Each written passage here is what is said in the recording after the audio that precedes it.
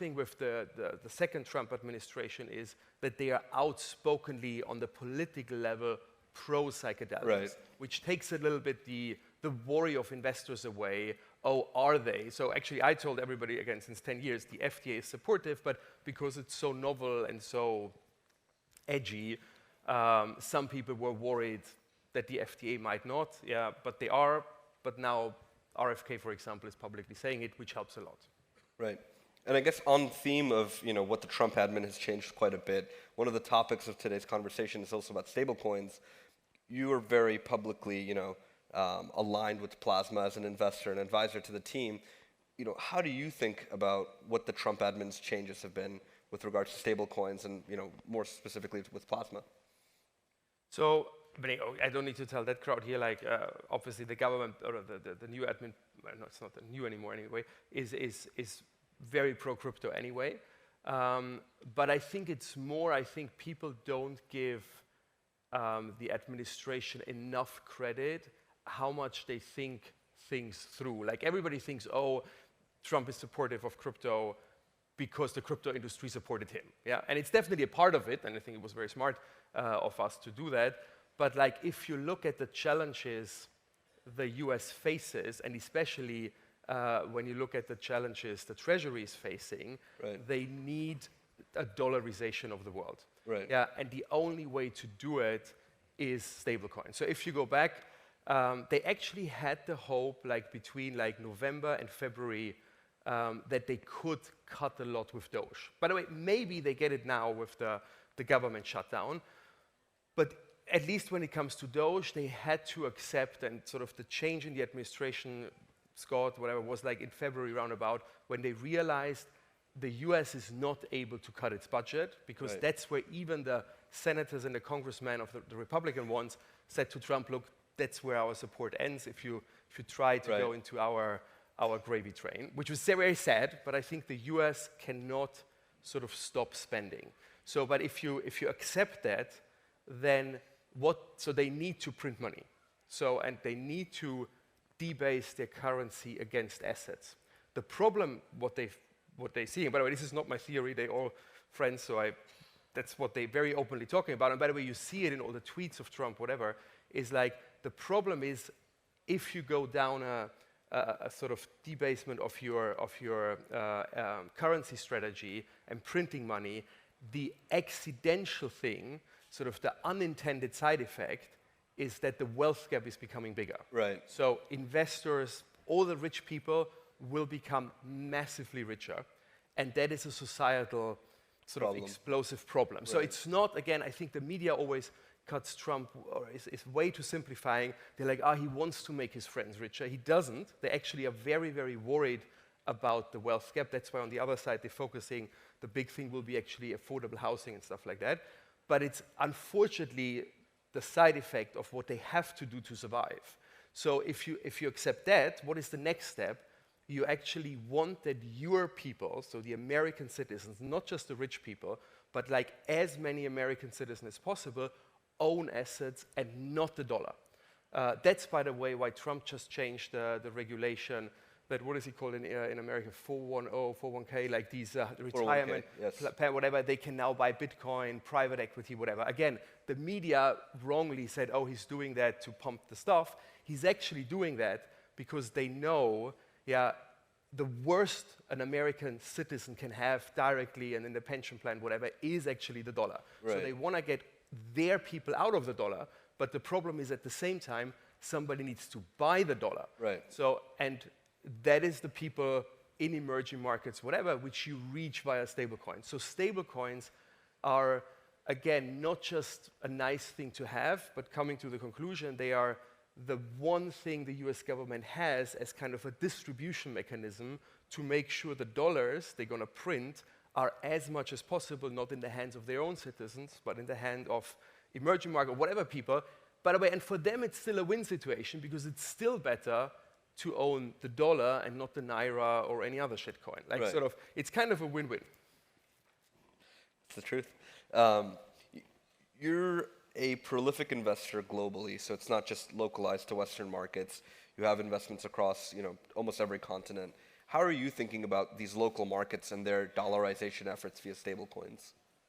Well, I think the US will go as far in the next 3 years to try to convince numerous of these countries to just completely abolish their own currency and completely dollarize. I think, and that's going to be an even bigger boost for stablecoins than we can. Because at the moment, it's still like if you go to Nigeria, it's still kind of illegal. People obviously do it nevertheless. Right. But like, I think the Trump administration will push at least to make it legal, if not telling Nigeria, you know what, why don't you completely dollarize your economy? By the way, here's the political package we give you. We give you protection, we give you investments, whatever. So they will try to really dollarize, not just, at the moment they're dollarizing the world through the back door, and I think they're gonna soon make it very, very official to say, look, country X, if you dollarize and if you abolish your own currency, that's the positive package we give you. And again, stablecoins will be the rail, and obviously then for stablecoins, it's plasma will be the rail to make that happen. Yeah, I mean, this is a similar conversation I had with Paolo at Token Dubai, where he basically was very much mentioning the same thing, which is stablecoins will be the #1 conduit. USDT is already the largest, kind of most liquid stablecoin in the world, and these markets already are demanding this product very openly. Moving to kind of one topic that we skipped over a little bit, but one that I know is very dear to your heart. We talk about psychedelics, we talk about enhancements in general. One of your big kind of investments and also business ventures has been enhanced games, or as you like to call it, the steroid Olympics. Well, I don't call it like the press. Yeah, but I like to call it enhanced games. But maybe more the colloquial term, right? And how are you thinking about this? How are you thinking about the next landscape for enhanced humans in general? Well, so maybe like, because a lot of people are always asking like, what is sort of the connecting thread or whatever to all of that? First of all, meaning it's very simple. Like, I really just like to build things and invest things which I'm really passionate about. I always thought like, when I had my first exit, why would I do anything boring in life if I don't have to? But also like, I think that one of the common connecting threads is actually freedom. Because if you look at stablecoins, Bitcoin the same, but especially stablecoins, they give people who are kind of enslaved by their own government with these shit coins or shit currencies like Naira, whatever. No, it's like you think like these people, like they make like, I don't know, $100 in emerging markets, then they pay taxes, and then the government takes another 50% per year, if not more, by just devaluing. This is like, actually, if you think about it, like, I read that somewhere slavery in Rome might have been a nicer thing, because like they gave the people at least food and shelter, whatever. If you look at Nigeria, they take, at the end, if the ones who can't escape the currency, they're gonna take away everything. So I think sort of really stable coins and Bitcoin the same, like any form of escape is, and we maybe can't even fully comprehend it, but I did a lot of business in Africa. I used to own commercial banks there. We can't comprehend how much big of a freedom that is for those people to be able to escape sort of this grip, this negative grip of the government. The same though for psychedelics. Like what is the relation psychedelics with freedom? The one sentence is like, everybody wants to be happy. What is the biggest hurdle, or what is the biggest holdback for us in our own happiness? It's actually our ego, because like, if you think it through, and by the way, can't go into it because the time is running out, but like, there are great books about it, but your real like sort of holdback in your life is your ego, which is not the only thing you're composed about. So what do psychedelics do for 4 hours? The medical mechanism is they reduce the part, or then if they're strong enough, they shut down the part in your brain which creates your ego. And then for people who haven't done psychedelics, they might say now, oh my God, who am I? When sort of my ego, my sense of self is gone. But every single person, we treated more than 1,000 people in clinical studies, come out of it and say, well, there is something else there. Like you might call it your subconsciousness, you might call it your soul. I'm very on the spiritual side, but there is something more, which is actually the part or of yourself at the end, which can give you a healing, but also help you lead a very sort of self-structured, a very a good life, And again, like, so psychedelics in terms of freedom give you the freedom of your own ego. And then last sentence, to enhance games, you all need to put it in your calendar. It's 24th May next year, Memorial Day weekend in Las Vegas. What are we doing? It's practically like the Olympics, just that it's fair and transparent, because in the Olympics, around about 44% of all athletes secretly do what is called doping. So we allow performance enhancing.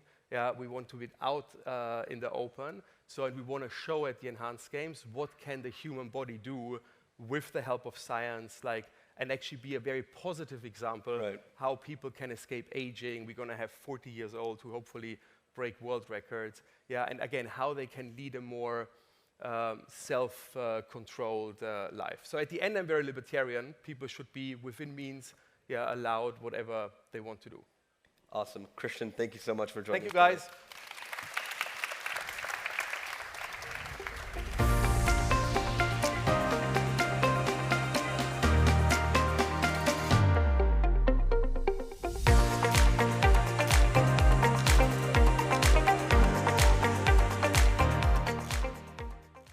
Please welcome to the stage Michael Ippolito and Nigel Farage.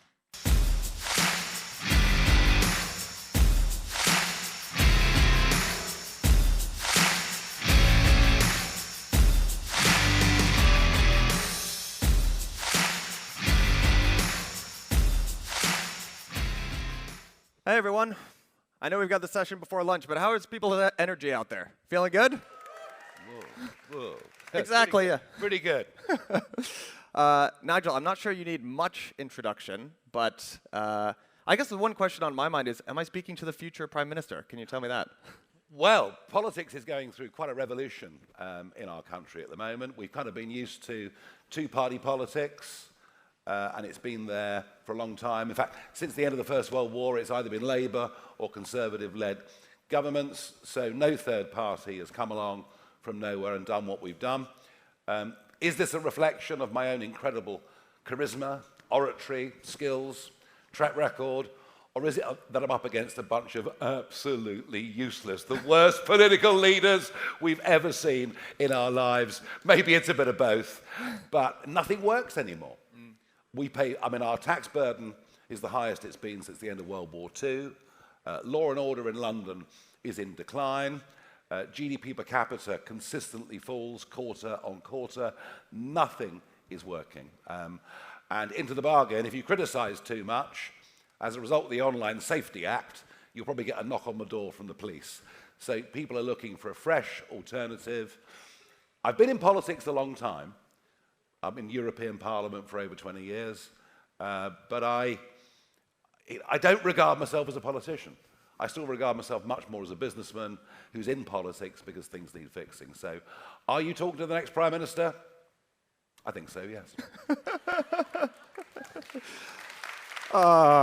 That's amazing. Well, I love that you just said you think of yourself more as a businessman. Yeah. And, I'm sure many people have heard you talk and know your opinions on, some domestic politics stuff, but many people probably don't know that you spent a long time trading commodities and you have a financial background. I thought this audience might be interested to know a little bit more about that. Well, my grandfather was a stockbroker for over half a century. My father was a stockbroker for over half a century.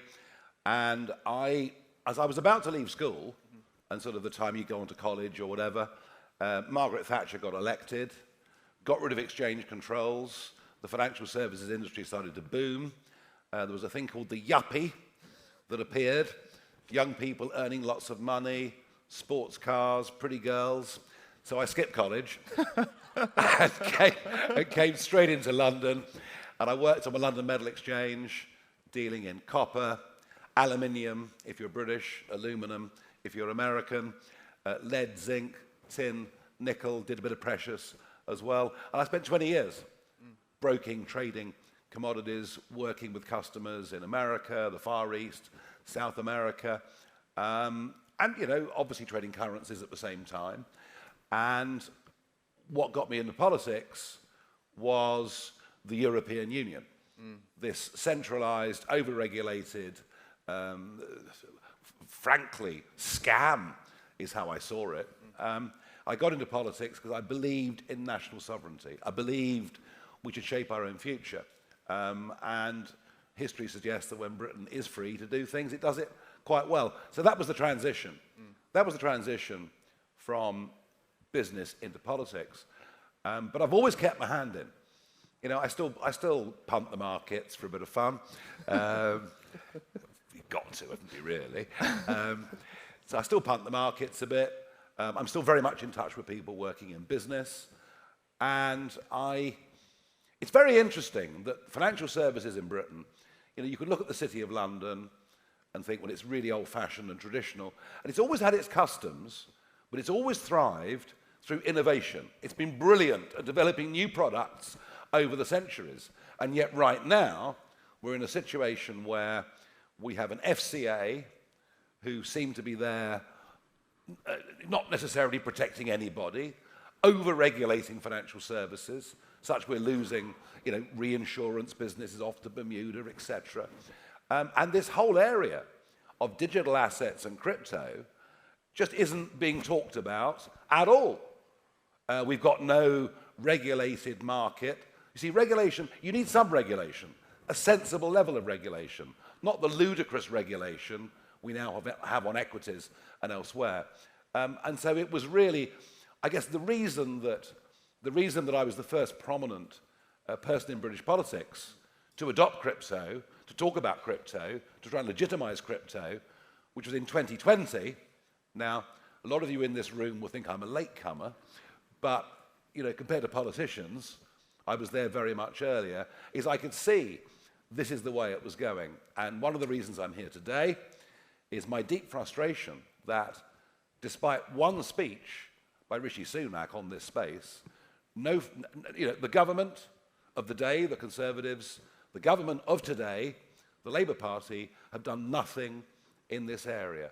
So I've combined my trading background with my political background, and we have, if you look at the Reform UK website, we've actually published a digital assets and crypto bill, which if we win the next general election, will get put into law very, very quickly, and we will have a sensible, we will effectively bring crypto in from the cold. So my life is a combination of politics, of business, and actually, I think they work pretty well hand in glove. I completely agree. And it's very rare that you get to, generally, you know, when you ask a politician, what do you think about regulation? It's a safe bet to say, more regulation. That's what we need. You very rarely get to ask a politician who has the background that you do. So could we actually, you know, I want to end with this word sovereignty that you just brought up. Yeah. It's a really powerful word when it comes to crypto. But can we zoom back in and talk about your long career trading commodities? What was your view around regulation then? Because there's this idea that maybe markets are a little bit too regulated, but you saw it firsthand. So just yeah, well, I mean, you know, when I started, you could put a brass plaque outside your front door and say commodity broker. And there were a few cowboys around. So, look, I think a degree of regulation that gives consumers confidence is what you need. I saw, by the time I left the city in 2004, I saw compliance departments getting bigger and bigger and bigger and bigger, and effectively, their job was to stop you doing business, to stop you innovating. So over-regulation is a curse. Nobody, there's nobody in the Labour government with any idea of business at all. Least of all, the Chancellor. Rachel from accounts. I mean, what do you really think, Nigel? It's so God tough help to get an us. opinion out of you. Sorry, I'm rather shy. I'm very shy, I'm sorry. They haven't got a clue. They haven't got a clue. And financial services is Britain's biggest industry. And it's not all whiz kids in the City of London or Canary Wharf. It's back offices in Cardiff, in Edinburgh, in Bristol, all around the country. And it's been completely neglected by both the last government and by this government. And I want to regenerate it.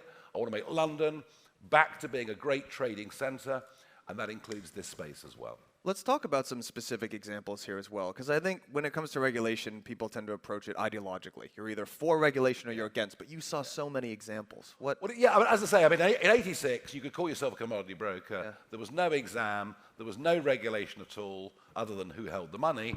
Yeah, I saw it go. I saw it go massively over the top. Yeah. A lot of that was because we were in the globalist European Union, which is the most heavily regulated marketplace on earth, which is why it's going down the tubes, frankly. So, yeah, I'm all for appropriate regulation, but the next British government needs to deregulate financial services, deregulate small business, deregulate entrepreneurship, and we have to get the tax burden right.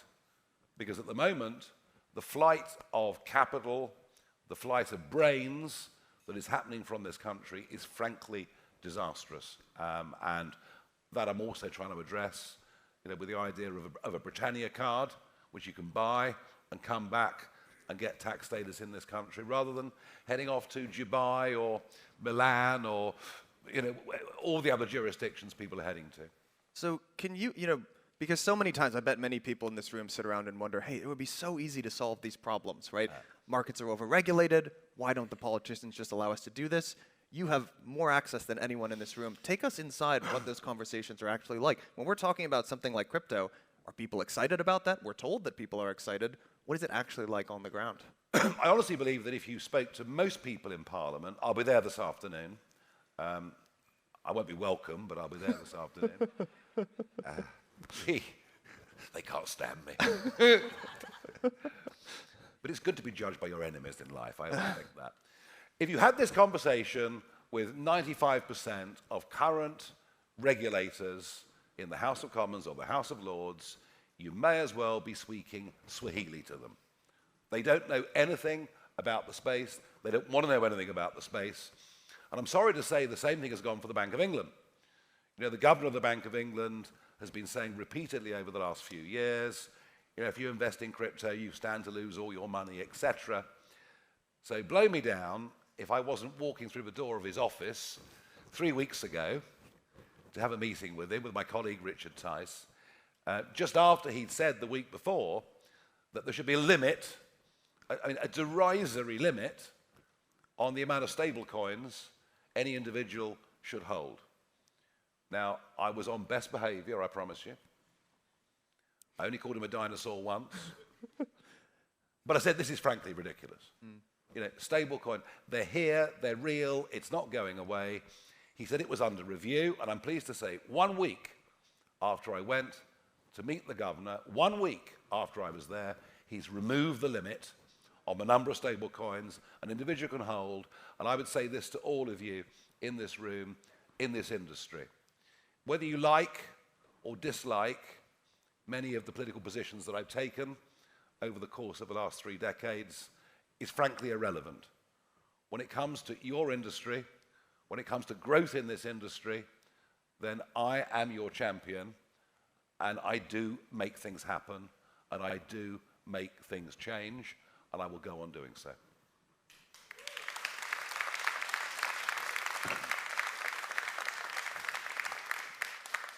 That's very refreshing to hear. I'm just so genuinely curious. Is it an ideological bent? Is it the case that many people over here want all of this to happen? What is the core? Well, like so many things, the gap between those in charge and the real country. I remember when I came out publicly saying that actually people should hold crypto as part of their portfolio, and that was in 2020. When I said, look, this is here to stay. It's a fascinating space. And I liked it because whilst I'd campaigned for national sovereignty for all those years, here is personal sovereignty. You've got your own money, you're in charge. And by the way, we'll come to this in a minute, there's a big difference between digital assets and digital ID that Keir Starmer wants for us. Can we just talk about that now, actually? Can you make that distinction between digital assets and digital identification?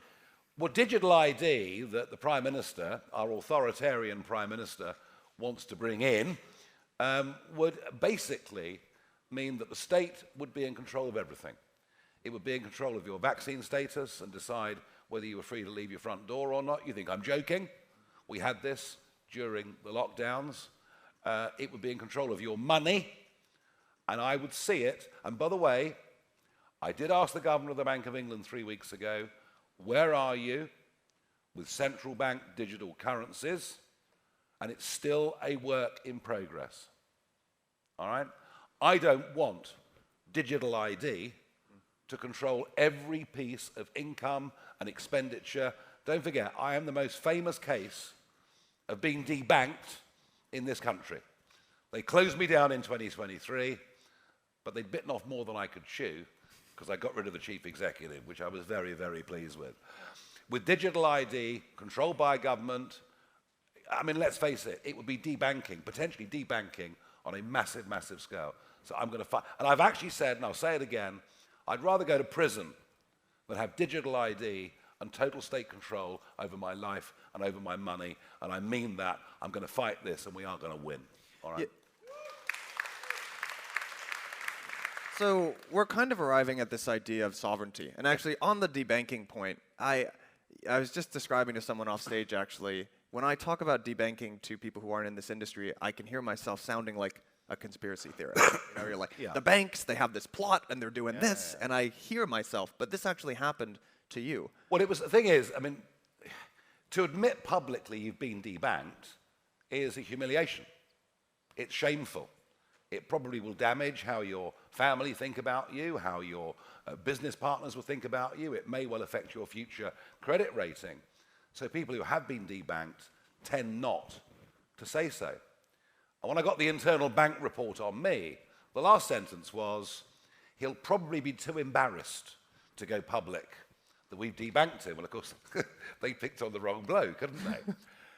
And when I said I've been debanked, and I went to 10 other big-name banks, all of whom refused to give me an account, I must admit there was a feeling of fear.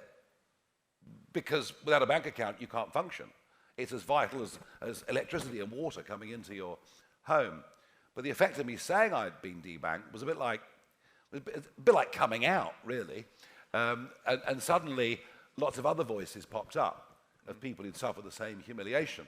And we learned that the banks were debanking people in whole sectors, whole industries, anyone involved with the gun trade, anyone involved with the shooting club, anyone involved with oil or gas exploration, even people working in the sector were finding themselves refused, finding themselves debanked. Anyone that spoke out against DEI or any of the other absolute lunacies that seem to have gripped our public and private sectors were being debanked. And digital ID will allow people to do that on a much, much bigger scale. So it's got to be fought. It's got to be fought. But ultimately, back to where I started, the governor confirmed that central bank digital currencies are on the agenda. And that, I think, would be the ultimate authoritarian nightmare, literally for every single one of us. And digital ID from Starmer is a step in that direction, it having been confirmed to me that it's still on the agenda, and we have to stop this stuff. What we're talking about in this room is the very opposite of all of those things. It's about us having individual personal sovereignty, individual control over our lives and over our money, and that's why I find it so appealing. How likely do you think what is the likelihood of a CBDC happening? And every once in a while, I'll see these papers coming out of the ECB, and it's why Bitcoin is still risky and why a CBDC would be much safer. Yeah. So talk to us about the view on the ground. How likely is this? Yeah, I mean, of course, the European Union would love a CBDC, and Starmer, of course, would much rather we were still in the European Union. We're not, mercifully. They will continue work on CBDCs, but if we can defeat digital ID, then I think that will slow the whole process in its tracks. And if and when we win the next election, we will automatically shut down the CBDC project, make all those working on it say, very sorry, chaps, you're out of work. We will stop it overnight. If we don't succeed, and if he does get digital ID through, how far away are we? We're still probably 5 years away, 4 or 5 years away, but they're actively working on it. It's got to be stopped. So let's say we wave a magic wand and you are the next Prime Minister of the UK. This will be something I can tell the old grandkids get to do that. What would you do? What would you already have an actual bill that you're working on, or a draft, right? So we've got the digital assets and crypto bill. That's ready to go. We've got our Britannia card to welcome back the non-doms who fled. Aren't they awful? They're rich. Actually, these people invest huge amounts of money in Britain and create loads of jobs. Equally, we've got to get back the young 30-something entrepreneurs. But as with everything, the complexity of politics is that one thing doesn't work on its own because it's conjoined with other things. And we won't get a flood back to London until we deal with law and order. No one wears, there's probably quite a few of you here not from London. If you want to go out tonight in Mayfair or Chelsea, don't wear a watch. or don't wear jewelry. I can't even believe I'm saying that. 5 years ago, that would not have even been a conversation, but suddenly it is. So part of getting the wealth creators and entrepreneurs back is changing policing. Sort of a Rudy Giuliani style policing for London, I think, is very badly needed. And the other point about this industry, and if we extend out to data centers, AI, and crypto itself, of course, the one thing that it absolutely needs is lots and lots of dependable, affordable energy. But of course, we now have the highest industrial energy prices in the world. On bad days, we're actually importing up to 25% of our electricity from Norway, from Belgium, from the Netherlands, because we've taken ourselves down a subsidy route, a net zero route. We've turned our backs on all the resources we still have in this country.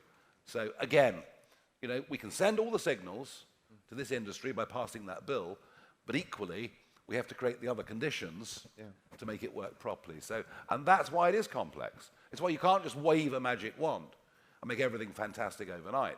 But what you can do to an industry is to say, this is the direction we're going in. And how interesting. You know, whilst the Financial Times laughs at me, and no doubt will condemn this conference, and whilst the Bank of England's been trying to pretend this world's not happening, despite all of that, and all the negativity in the press, 1 in 4 under 30s in Britain already owns a digital asset of some kind, and 1 in 7 of the entire population already owns crypto in some form. So despite everything, it's happening in this country anyway. Really interesting. It's fascinating. I told you this anecdote backstage, but there is someone who works at a big bulge bracket in the United States, and they do a poll to their incoming analysts about what commercial bank account do you use, and only in the last couple of years has the most popular category been other, because they don't have Bank of America, JP Morgan, or anything like that. Yeah. And that's, I mean, how much of an age kind of demographic, I think sometimes the young people have adopted crypto a little bit quicker than our older counterparts. Oh, look, that's natural. I mean, you know, to a lot of people over 40 or 50, they are never going to have a digital wallet. Yeah. It's never going to happen. It's not their world. If they want to get involved in this space, have exposure to this space, well, I guess that explains why Michael Saylor, you know, and the Bitcoin treasury concept was done so well, because you just buy and sell a share, and I guess that'll come to London as well, because I can't see ETFs coming to London anytime soon, which is madness. I mean, the US exchange ETFs hit 100 billion more quickly than any other ETF that has ever been launched. So, you know, yeah, there is an age, clearly there is a big, big age gap, but there are other ways that older people who are not so tech savvy can get involved. You know, part of the reason why we've been doing this conference in London for so long is London is a historic financial hub. And as you rightly point out, it has a long history of innovation when it comes to financial products, financial services, et cetera. And you know, what I've been hearing a little bit so far in this conference is that we're worried that the UK might miss the boat when it comes to financial assets. Well, that's what I said to the governor the other week. We're being left behind.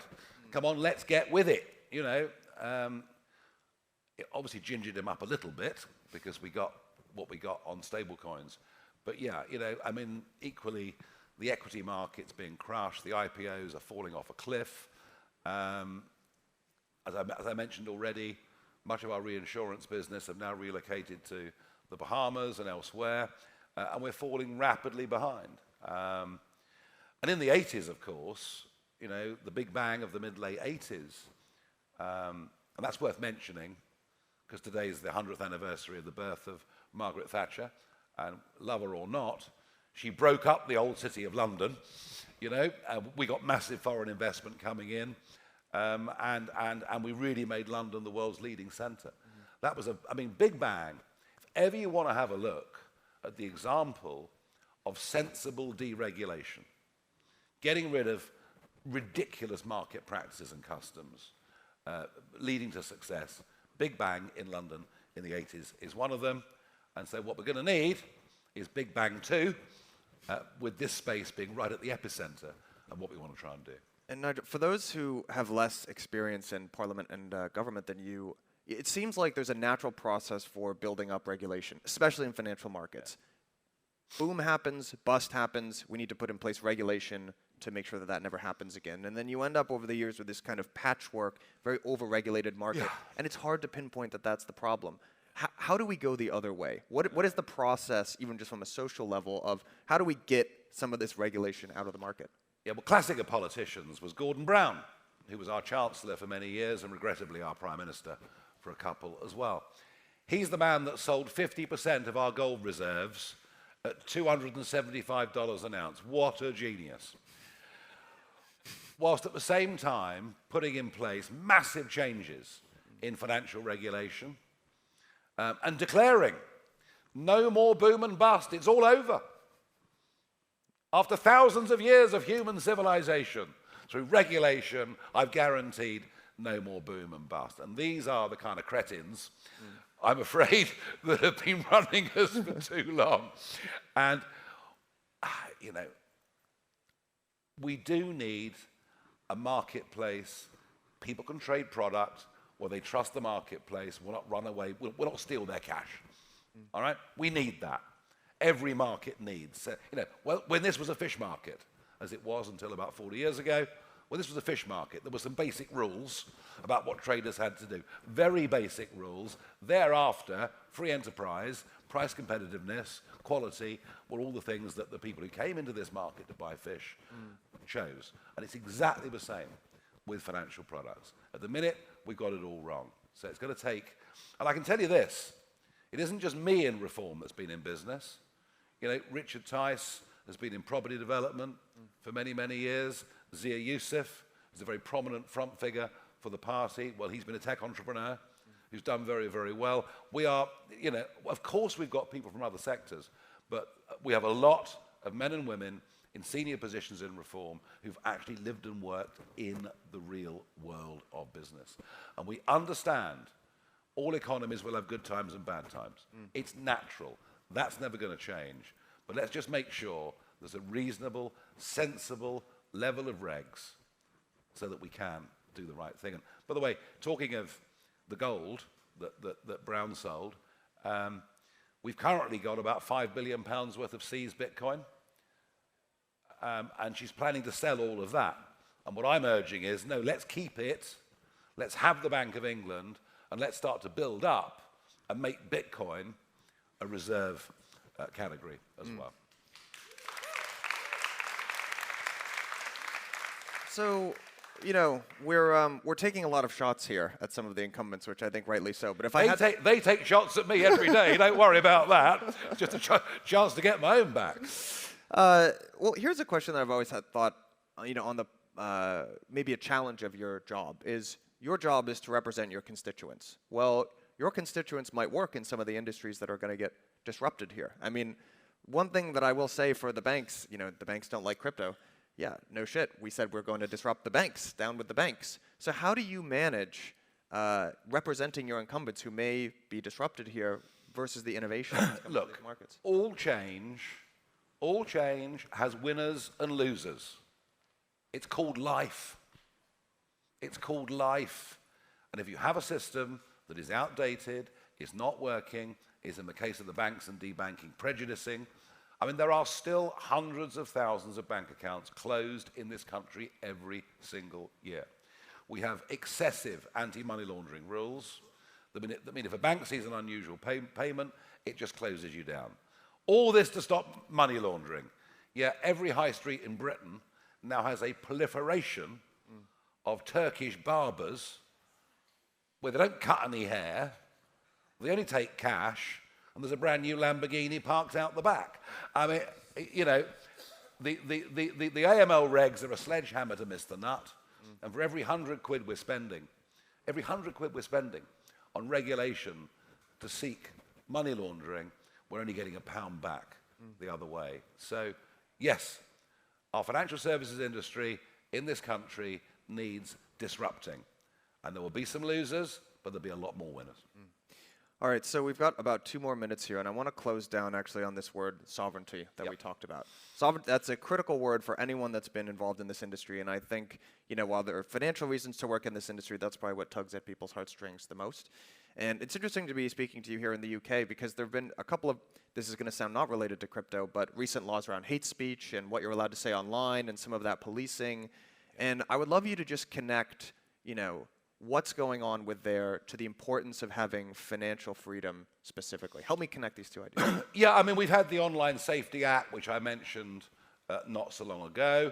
So you have to be 18 or over to access a lot of content. No, not that sort of content. What an audience.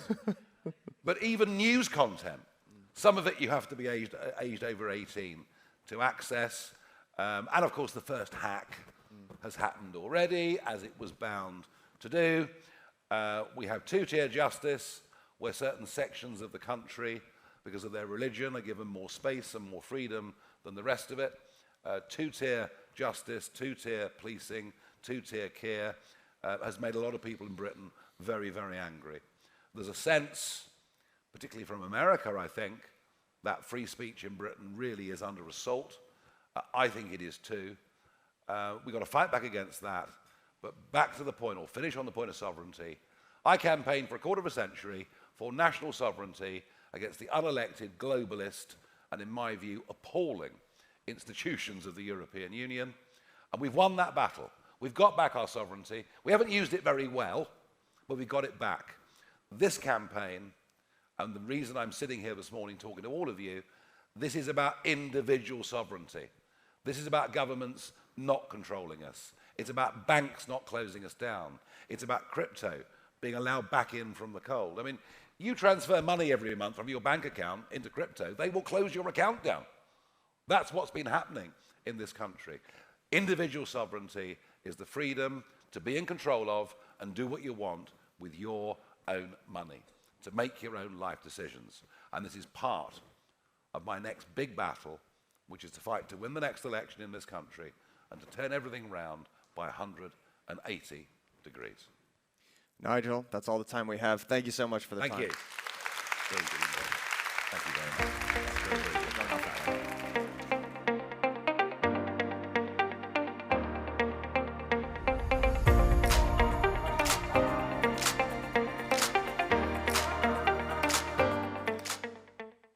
Thank you for attending this morning's programming.